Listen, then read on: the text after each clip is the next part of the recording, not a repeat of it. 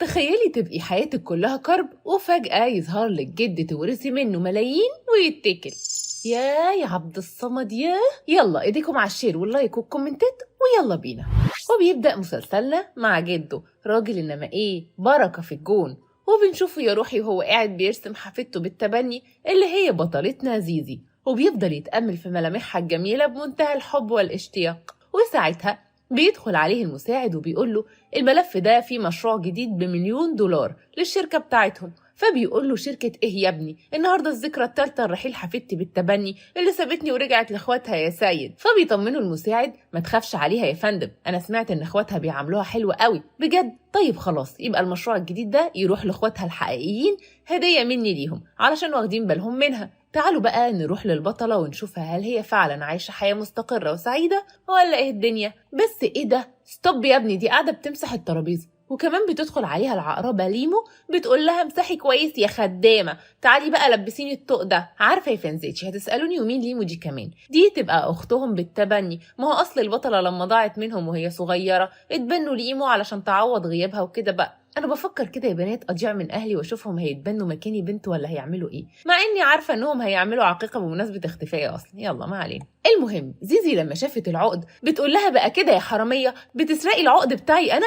فليمو بتروح ضربها بالقلم وبتلف العقد حوالين رقبتها وكانت هتخلص عليها. ومش كفايه ان اخواتك التلاتة بعد ما تبنوني من الملجأ وشفت معاهم الدلع كله رجعت لهم انتي وخدتي كل حاجه مني؟ ساعتها بيوصلوا اخواتها التلاتة واكيد بقى هياخدوا حق اختهم وهيجروا ليمو من شعرها واطلعي بره من هنا وكده. بس لا، ده ما حصلش. ليه بس يا دودو؟ لانهم مغفلين كسح كتع. والله. وبينضحك عليهم بسهولة جدا وصدقوا تمثيل الست ليمو انها كيوت وقطة ودايما مظلومة، وزيزي هي القوية المفترية اللي جاية عليها. وبيقولوا لها ايه لو سمحتي يا زيزي عيب كده ورجعي العقد لاختك. والبنت فضلت تحلف لهم وتقول لهم صدقوني دي كدابه، ده عقدي انا. بس هم سبحان الله كأن ما عمل لهم عمل على قفا جمل، وقالوا لها بقى كده يعني مش هتعترفي بغلطك؟ طيب تعالي يا صغنونه. وبيروحوا واخدينها وحاطينها قدام الباب تحت التلج، وأدبا ليكي هتفضلي مكانك هنا لحد ما تعتذري لاختك. ويا روحي عليها البنت فضلت مكانها لحد ما اتخشبت تحت التلج. بس الموضوع ما خلصش لحد كده، لان ليمو بترجع لها عشان تشمت فيها وبتقول لها هو انتي مفكره انك هتقدري عليا؟ انتي لسه نونو يا ماما. وزيزي بقى قطعت قلبي المسكينه. والله يا بنات اكمني رهيفه ودمعتي قريبه وكده. وبيغمى عليها يا روحي من البرد وفضلت نايمه مكانها كده زي القطه المتسربه للشوارع لحد الصبح ما طلع. بس كان واضح كده ان ال3 سنين اللي فاتوا طلعوا على عينيها البلا الازرق والكيل خلاص طفح، وهذا لاننا بنشوفها بتعمل اتصال. الو قصر جدو الشماشيري؟ طب حضرتي قررت ترجع تعيش معاكم وخلاص هسيب شويه الرعاية اللي عذبوني وبهدلوني 3 سنين كاملين. ثم ايه بقى؟ الست زيزي بتروح داخله بقلب جامد كده هون وشكلها كده ناوية على خراب. وأول ما بتدخل بتلاقي الجو زغليل خالص واخواتها قاعدين مع الهانم ليمو وهزار بقى وحاجة آخر مليطة. فبتقول لهم الله الله الله بقى كده. طب اسمعوا بقى يا حلوين، الهانم افترت عليا واكيد الجرح باين اهو في رقبتي، الا اذا بقى كنتوا انتوا ما بتشوفوش، وهي كمان اللي بدأت وخدت العقد بتاعي. وعموما انا هثبت لكم اكتر، احنا نتصل بالشرطة وتيجي تحقق بينا وكل واحد فينا ياخد حقه. بس هنا بقى ليمو بتقول لها مفيش داعي، ده الجاي بتاعي. اقصد احنا اخوات يعني. فبنتنا الخلبوسة كده بتسألها طب والهانم خايفة من الشرطة ليه بقى ان شاء الله؟ وبتنزل على وشها بحتة قلم جامد 200 تنين التنين وبتقول لهم اظن ده اكبر دليل على انها فعلا هي اللي كدابة مش انا، وانا خلاص قررت ارجع تاني لبيت الناس اللي تبنوني واخلص منكم ومن قرفكم يا عيلة المامة. وبتسيبهم وبتخرج. فبيخرجوا كلهم وراها وبيفضلوا يتحايلوا عليها ويا بنتي مش للدرجات دي، احنا اخوات برضك والله ابدا اهو كيفي كده يا لمبي كيفي كده. واكتر واحد كانت متضايقه وزعلانه منه قوي هو الاخ الكبير سان، لانه في العاده شخص حكيم هادي ورزين وبياخد كل شيء بحكمه، بس طبعا زيه زي الباقيين دايما بيجي في صف الست ليمو. ولحظتها بتفتكر مشهد من الماضي لما اخيرا لقيتهم وجت علشان تعيش معاهم، وكانت مبسوطه وسعيده جدا عشان اخيرا لقيت اخواتها. المهم بعد ما بيخلص الفلاش باك بنلاقي اخواتها الاتنين بيحاولوا يتكلموا معاها ويرجعوها البيت بالعافية، بس ده كان في أحلامهم، لأن لحظتها بيوصل مساعد الجد تشو وبيقول لهم استوب يا ابني انت وهو بتعملوا ايه؟ البنت دي هترجع لجدها، هو ده قرار نهائي لا راجعه فيه. وليمو بدل ما تلم نفسها وتعترف بغلطها، لا دي بتقول لها بقى كده اكيد ماشيه مع الراجل استغفر الله يعني، ما هو غني ومتريش. واخوها التاني بيقول لها اعملي حسابك يا سنيوريتا هانم، لو خرجتي من البيت ده النهارده مش هتدخليه تاني. فبتقول له يا سلام، هو انا خرجت من الجنه؟ ده كان يوم مهبب، يوم معرفتكم يا شويه حوش، يلا يلا انت وهو من هنا. وتاني يوم لما بترجع للقصر الفخم ده بنشوفها وهي قاعدة بتراجع أوراق الشركة، وواضح كده إنها ناوية لهم على نية سودا ومهببة. أما سان ففي الوقت ده كان رجع يتعب تاني بنفس الصداع اللي بيجيله كل يوم، وبتيجي الخدامة وبتسأله انت كويس يا سيلافندي؟ ايه السؤال الغريب ده يا حاجة؟ هو مش انتي وليمو اللي كنتوا بتجيبولي الأدوية بتاعتي ولا ايه؟ فالست اتلجلجت كده شوية وبتقوله لا يا ابني مش دي الحقيقة، زيزي هانم هي اللي كانت بتجيب لك الأدوية بنفسها، وهي كمان اللي كانت مسؤولة عن الطبخ والبيت وحياتكم من الألف للياء. لا يا تيتا، ده انت كده تاخديني بقى وتوريني الأوضة بتاعتها. ولما بيدخل الأوضة بيلاقيها عبارة عن مستودع وحش جدا، فبيجيله ذهول لأنه ما كانش متوقع إن زيزي عايشة في المكان ده، وعشان كده بيحس بندم ووجع وتأنيب ضمير. تقدر تضربهم كلهم في الخلاط كده ويطلعوا لك شوب اسمه الندالة. وبعد ما طلع وقعد مع اخواته بص ليمو وبيسألها قولي لي الحقيقة بالظبط، بس قبل ما ترد عليه بيوصل لها مسج بإن النهاردة في حفلة موسيقية عاملاها عائلة تشو، فبتبقى مبسوطة جدا، وكمان بتقرر تاخد أخوها التالت اللي اسمه مولتو وبيروحوا يحضروا الحفلة دي لأنهم هناك أكيد هيتعرفوا على أكبر كبارات البلد.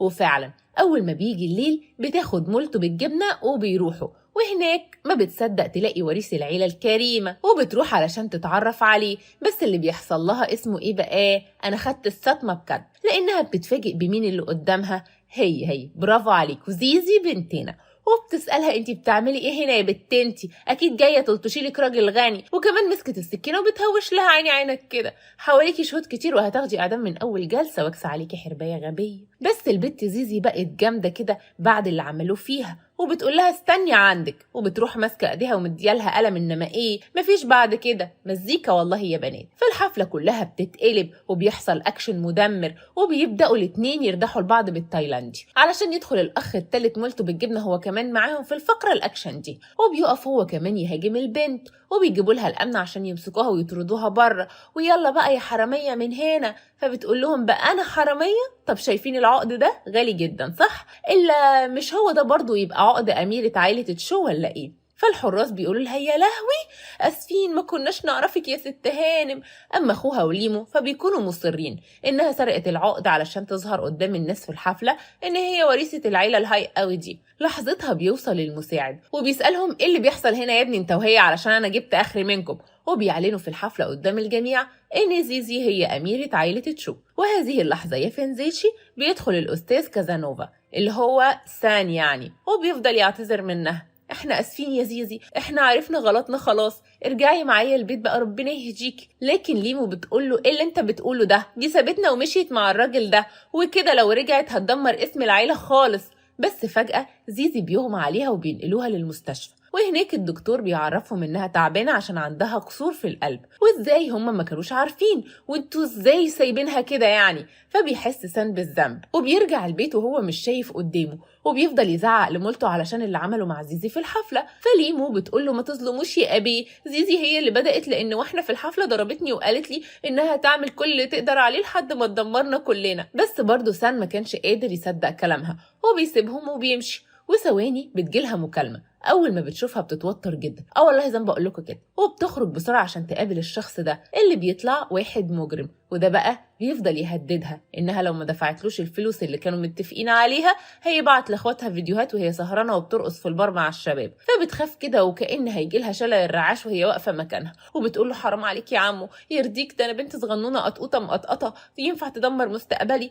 يرضيني. عموما ما تزعلش نفسك، اديني مهله كده احضر لك المبلغ وهتصل عليك. وبعد ما بطلتنا زيزي بترجع تاني للبيت بنسمعها وهي بتقول إنها لازم تصفي معاهم كل حساباتها القديمة والجديدة، وشكلنا كده هنشوف نار ودمار الفترة اللي جاي. وتاني يوم وهي في الشركة بيجي المساعد وبيديها صور لليمو وبيقول لها اسكتي اسكتي، الست هانم المفروض اللي هي أختك كانت متربية في ملجأ واخواتك اتبنوها وهي عمرها ما بين 15 ل 16 سنة كده، وبدل ما تقول الحمد لله لا دي بتسهر كل يوم في بار شكل وحياتها استغفر الله العظيم مليطة شقلاطة. وبعد شوية بيتصل عليها سان وبيسألها ترجعي امتى يا بنتي تاني للبيت؟ ما تقلقش يا اخويا، كده كده هاجي ازوركم قريب، وشكل الزيارة دي هتكون وراها مصيبة يا بنات. وبعد ما بيقفل معاها بيلاقي مولتو بالجبنة بيقول له كده هو بدون مقدمات انه زعلان من زيزي وخلاص ما بقاش بيعتبرها اختهم. ليه كده بس يا ابني؟ ده حتى احنا ظلمناها كتير، وفي الاول وفي الاخر دي تبقى اختك. ولسه ما خلصوش كلامهم بيلاقوها جايبة سبع البرومبا المساعد بتاعها وداخلة عليهم زي الحكومة وبتقول لهم وش كده انا عايزة ورثي بقى. ليه كده بس؟ ما احنا كنا اخوات وحلوين، حصل ايه؟ اهو كيف كده، انجز يا سيد وخلصني يا محمد، ها هتعملوا ايه بقى ان شاء الله؟ وبعدين ده شرع ربنا، ورثي في امي وابويا، ده غير كمان ان حسب المعلومات اللي عندي اهلنا عملوا لنا صندوق توفير باسمنا احنا الاربعه، وانا كنت واحده من ضمن الاسماء دي. فالاخ سان بيقول لها ايوه يا حبيبتي ده حقك، بس ما تنسيش ان الفلوس دي بنستثمرها في مشاريعنا كلها. اما مولتو بقى اللي عنده حته زياده في لسانه بيقول لها اوعي تفتكري انك هتاخدي حاجه من الفلوس دي، مش هيحصل، انت متاكد من اللي انت بتقوله ده بقى؟ وهنا مولتو افتكر حاجه غريبه، والحاجه دي لما في يوم لقى ليمو راجعه من بره في وقت متاخر ووشها اصفر زي الليمونه البايظه على جنب في التلاجة. سالها كنتي فين لحد دلوقتي؟ انا ابدا يا جيمي، كنت بقابل زيزي وبحاول اقنعها ترجع تعيش معانا هنا تاني، بعمل خير يعني. طبعا وقتها حس ان الكلام ده مش داخل دماغه قوي وبدا يسال نفسه معقول هي كانت بتكذب علينا؟ اكيد لا لا لا لا لا مش ممكن. وبعد ما بيخلص من الفلاش باك ده بيلاقي زيزي بتقول له بكره تندم يا جميل وهتجيلي راكع يا حالتها. وبعد ما بتسيبهم وتمشي بيلاقي سان بيقول له انت ازاي تتكلم مع اختك بالشكل ده؟ وبعد شويتين بيوصل الاخ التاني وده بقى اخوهم الوسطاني، وعلى فكره هنفضل طول المسلسل نذكره باسم الاخ التاني كده علشان يا حلوين الاسماء بقت كتير ومش عايزين دماغكم تلف معانا. المهم بيقول لهم ايه بقى، انا سمعت ان زيزي كانت هنا واكيد طبعا جايه تتمحك فينا، بس لا يمكن ابدا، ده مش هيحصل، وكمان لازم اعلمها الادب. فسام بيقول له انت ازاي جاحد للدرجه دي وبتتكلم على اختك وحش كده؟ علشان وقتها يجي لهم تليفون بان زيزي ما خدتش ولا جنيه من صندوق الاستثمار ده طول ال3 سنين. فالعيال اتخضوا، امال هي كانت بتصرف منين؟ اما ليمو بقى فكانت نايمه في امان الله وفجاه بتجيلها رساله من المجرم بيهددها زي كل مره وبيسالها فين الفلوس يا بطتش بطت بطك، ما تبعتش رسايل تاني هتوديني في 60 داهية واحنا على ميعادنا ما تخافش. لكن المفاجأة الأجمل من كده إننا النهاردة بنسمع المساعد وهو بيعرف زيزي إن كل شركات عائلة تشو بقت باسمها خلاص، وده بعد وصية جدها، فطبعا بيجيلها انشكاح بس بهدوء كده أموت أنا في التأني. تعالوا بقى كده بالصلاة على النبي نرجع تاني للإخوات التلاتة خيري ورشاد وبدوي وهم متجمعين وأخيرا بدأوا يفوقوا من الغيبوبة اللي كانوا فيها، وبيبقى سام بيقول لهم احنا لازم ندور عليها ونرجعها وكمان نحاول نصلح غلطتنا ونعملها أحسن معاملة، دي البنت اتبهدلت يا روحي طول ال3 سنين اللي فاتوا وكل ده بسبب غبائنا احنا. علشان ياخدوا صدمة تانية بقى وتيجي الخدامة تقول لهم ان زيزي كانت بتشتغل عند الناس بره وبدوام جزئي عشان تعرف تصرف على نفسها، فخدوا الصدمة بقى يا ولاه وبيسألوها بتقولي ايه يا حاجة انت؟ يعني هو احنا للدرجة دي ما كناش شايفينها خالص؟ ومن كتر الحزن سان بقى بيعيط بالدموع وبيقول اعمل ايه يا اختي عشان ترجعي لنا تاني، ويا روح قلبي عليه ويا جمال عينيه. بيدخل اوضتها وبيقعد يتأملها بكل حزن ومن غير ما يحس بيحط ايده كده بيلاقي ايه بقى يا دودو؟ مذكراتها. والله زي ما بقول لكم كده هو. وطبعا بقى لما فتحها وقعد يقرا فيها بسلطنه بيلاقيها محتفظه بصوره ليه مع كلمات مؤثره زي اللي بكتبها لكم كده يا بنات. المهم كاتباله اخويا الكبير بحبه لانه رمز الفخامه ومثلها الاعلى. اخويا الكبير ده شخص عبقري وكاريزما وقلبه طيب، مفيش منه نسخة تانية على الكوكب. ولما بيشوف الصورة بيفتكر لما هي صورتها له ويومها زعق لها وقال لها اكيد بتصوريني يا حلوه عشان تتفشخري بيها قدام صحابك، ولو عملتي كده تاني هطردك بره البيت. مع انه سبحان الله في نفس الثانيه ليه محبه تغيظها وبتقول له ممكن يا ابي اصورك صوره واقدم لك بيها في مسابقه عارضين الازياء. فالغريب انه وافق وحب الفكره، وبعد ما خلص المرار الطافح اللي قاعد بيفتكره ده بيغرق جوه احزانه. وبعد ما بيروح الشركة بيلاقي السكرتيرة دي داخلة عليه وبتقول له مصيبة يا فندم مصيبة، مجموعة شركات تشو لغوا كل صفقاتهم معانا. فبيستغرب وبيسألها ايه السبب؟ والنبي ما اعرف يا باشا. وبتقول في سرها اكيد من عمايلك السودة، خلي بالكم هم لحد دلوقتي ما يعرفوش ان اختهم تبقى هي وريثة عائلة تشو، احنا بس اللي عارفينه وعمرنا ما نروح نقول ابدا. ولما بتيجي ليمو وبتحكي لها اللي حصل بتقول له ثانية واحدة افتكرت، احنا في الحفلة الراجل عاشقها ده اللي هو وداها المستشفى كان زعلان عليها، وبما انه موظف تبع عيلة تشو يبقى اكيد هو اللي انتقم مننا وسخنهم علينا. وركزوا معايا هي تقصد مين؟ تقصد المساعد، ما هي الهانم مفكرة يبقى عاشقها، دماغها في الجلاشة والله. وبعد ما ليمو بترجع البيت بتحكي لاخوهم التاني كل اللي حصل، وبعد لحظات بيلاقوا سان متشيك كده على سنجة 10 وبيعرفهم انه رايح يقابل وريثة عائلة تشو علشان يعرف ايه سبب اللي عملته ده. بس بقى قبل ما يطلع بتيجي الخدامة بتقول له الحق يا فندي اختك الست زيزي هانم على الباب بره. فبتدخل زيزي وقبل ما تقول سلام عليكم حتى بتلاقي سان بيقول لها يا 100,000 مرحب يا ألف نهار مبروك، انا مبسوط ان انتي اخيرا رجعت لنا، واحب اعرفك ان انا هحضر لك اوضه جديده لانج، وخلاص بقى هنعاملك معامله ادميه اللي هي معامله البشر يعني مش معامله الحيوانات زي الماضي. والنبي يا حمو ما كنتش اعرف انك كريم قوي كده، بس على راي الاستاذ هشام عباس بلاش نتكلم في الماضي، ده الماضي كان كله جراح. عباس مين ده؟ عمرو دياب. صحيح ما علينا، القافيه عجبتني يعني.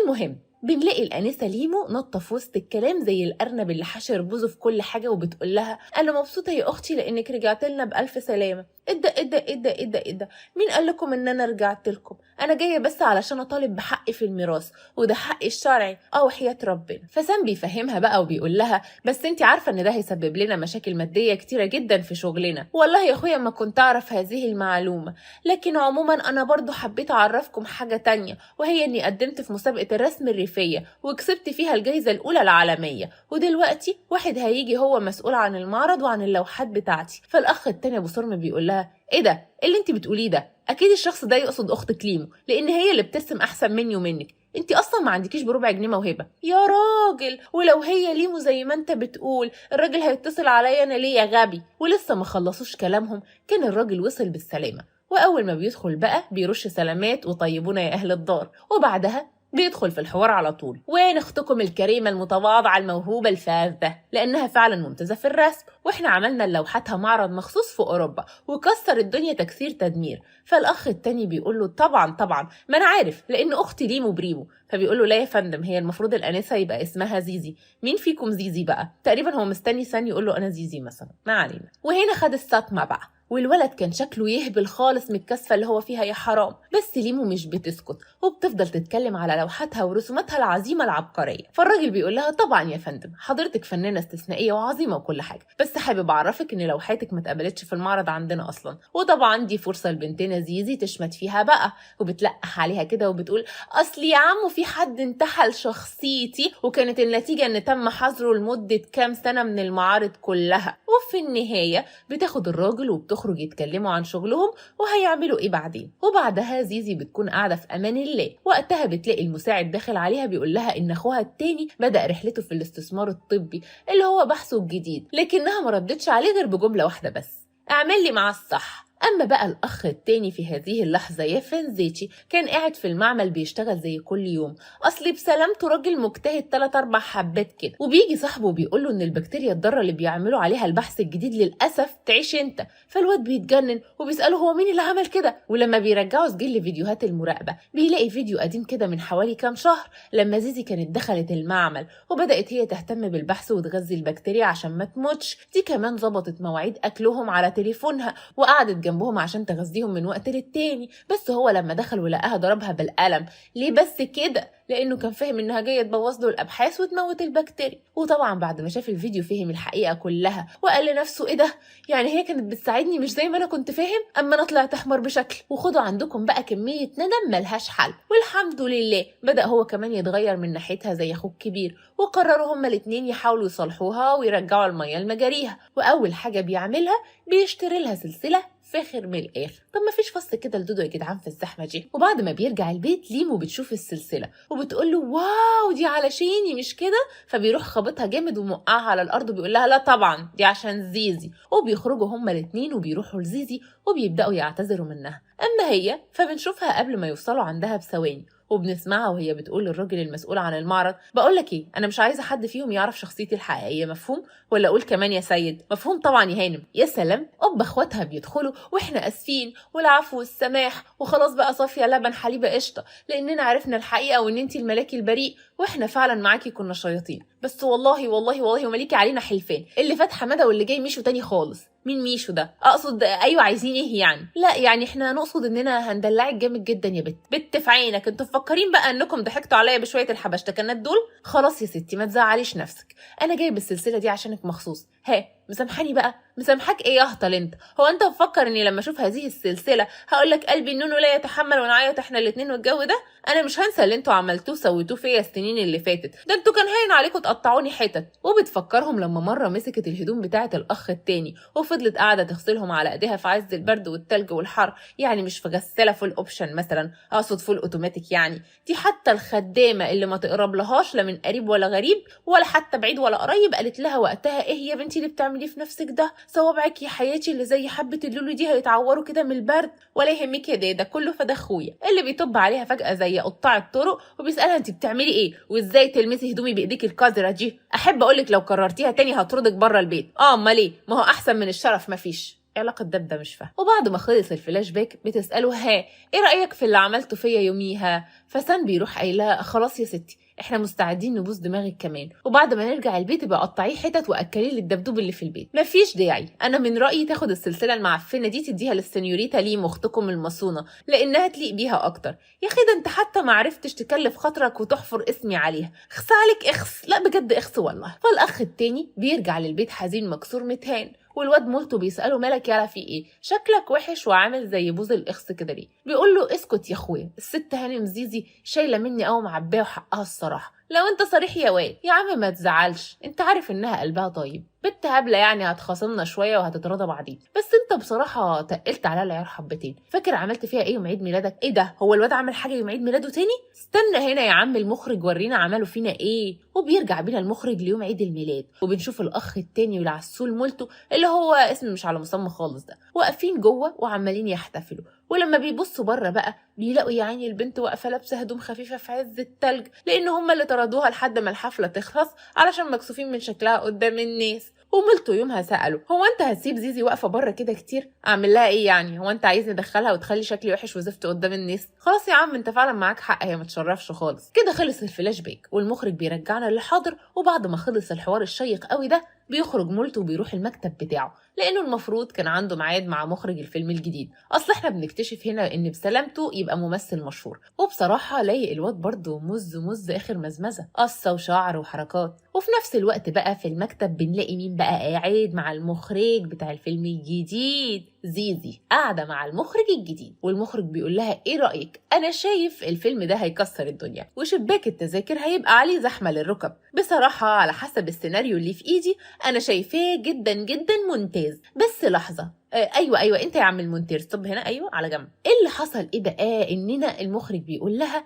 انا عايزه اقول لك ان المفروض اللي هيمثل الفيلم ده هو الممثل الفاشل مولتو. ليه بتقول عليه فاشل؟ لانه فعلا ممثل نص كم على ما تفرج يعني، بس سبحان الله ارزاقه مقسمها الخلاق، لان اللفندي كان في حد بيوصي عليه توصيه جامده من عيله تشو وهو ده اللي وصله في العلال. خلاص يا عم المخرج ما تزعلش نفسك، انا عايزاك تعمل له عقد نهايه الخدمه وتقعدوا على المعاش. لحظه، هنا بيدخل مولتو وبيسمع الجمله الاخيره دي وبيسالها: ليه بتقولي كده؟ عملتلك ايه؟ ها منك لله يا شيخ يا مخرج، ما تردش عليها، اصلا هي انسانه حقوده ما بتحبش غير نفسها وبس. فالمخرج بيبص له بمنتهى القرف وبيستأذن من زيزي وبيمشي. وهي بعدين بتقف مرة واحدة على رجل ونص كده وبتقوله: خليك فاكر الكلام اللي انت قلته يا ننوس عين ماما، عشان بكرة هتندم كتير قوي قوي قوي.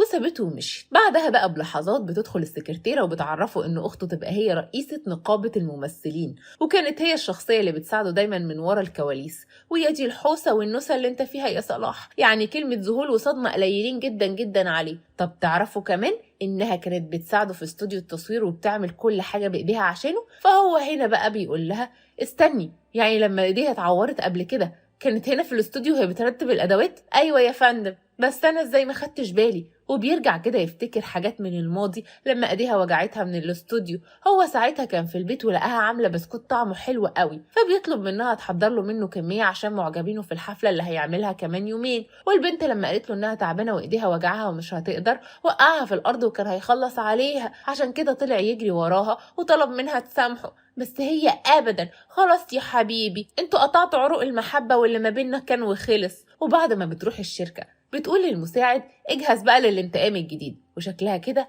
ناوية على نية مهببة. بعدين بنروح للمعرض وهناك بنشوف ليمو مع صاحبتها اللي بتكون هي كمان ما شاء الله حرباية زيها، بس صاحبتها دي بقى غنية كده وبنت ناس، وعشان كده الست ليمو استغلت الصداقة اللي بينهم وخلت البنت جابت الرجالة بتاعتها وشيل شيل شيل راحوا سارقين اللوح اللي في المعرض كلها. ويا دوب بعد ثواني قليلة بتدخل زيزي هي والمسؤول عن المعرض اللي يا روحي عليه بيتصدم وهو بيسألهم فين اللوح يا ولاد الحرامية. فالبنت بتقول له احنا خدناها، ولو عايز ترجعهم يبقى تلغي التعاقد اللي بينك وبين الأستاذة زيزي وتمضي تعاقد جديد مع صاحبتي الحلوة دي. وهنا بقى زيزي يا ما شاء الله برافو عليكي يا حلوة، مش انتي برضو باباكي يبقى اسمه فلان الفلاني؟